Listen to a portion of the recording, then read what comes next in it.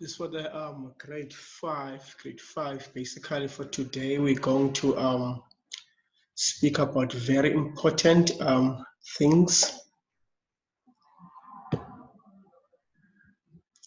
which we need to look at.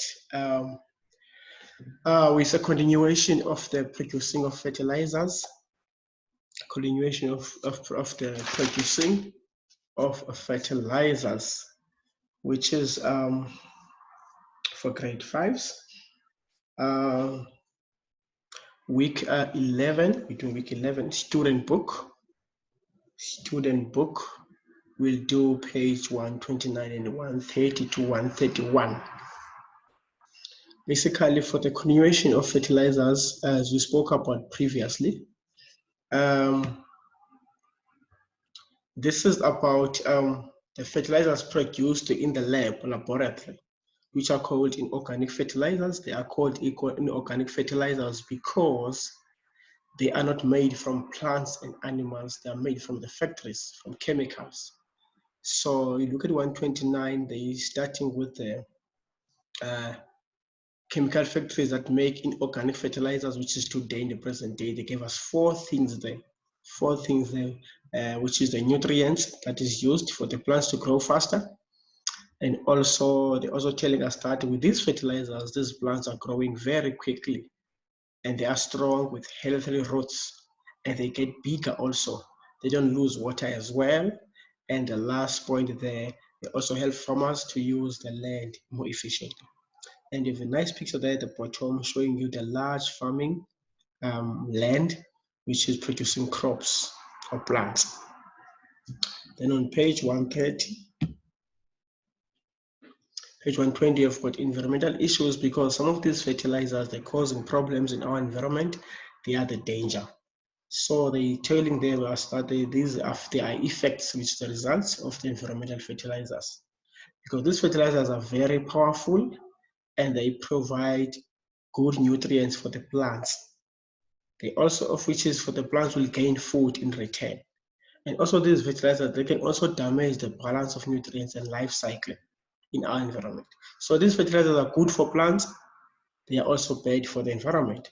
So there's advantages, there's disadvantages. That's what they say there. And then they're given a nice picture on page 130 to see how the environment farming is happening there. They also speak to us about nitrogen. Nitrogen in the fertilizer can also cause environmental damage. So you can see that on page 130, nitrogen is an important component of fertilizers. Plants take it in, nitrogen from the soil. They need it to grow and produce green leaves. So those chemicals are very important.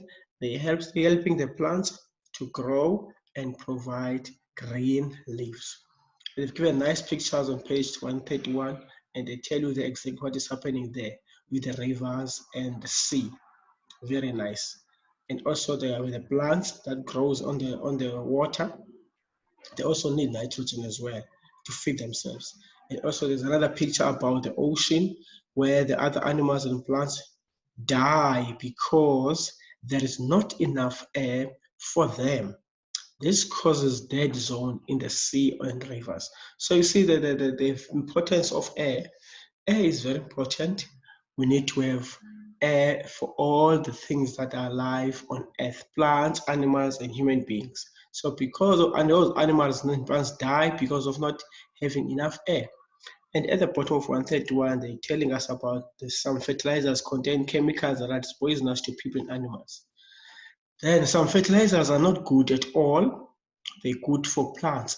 Now they are poisonous to us as humans and animals, okay? So we need to be very careful with that because these fertilizers must be kept in a safe place because they're good for the plants. For the plants. So it's used in farming. So animals must be kept away and humans must stay away from those poisonous chemicals because they are used for plantation of crops. And the last part then 131, making fertilizers also emits greenhouse gases. When they talk about greenhouse gases, they talk about those plants. There are plants that are under the shelter. They build a big shelter where they have those plants inside the net. greenhouse. It's called a greenhouse because they are being avoided from the sun, so the sunlight heat cannot come straight to them because they will kill the plants and animals. And also they're introducing us to something called global warming. So many fertilizers also emit greenhouse gases that contribute to global warming. You will learn more about global warming on the next page that follows, which is next time. We will also focus on global warming. What is it? What it has to do with the environment. Then you will learn more. Okay. Thank you. That is all for grade 5.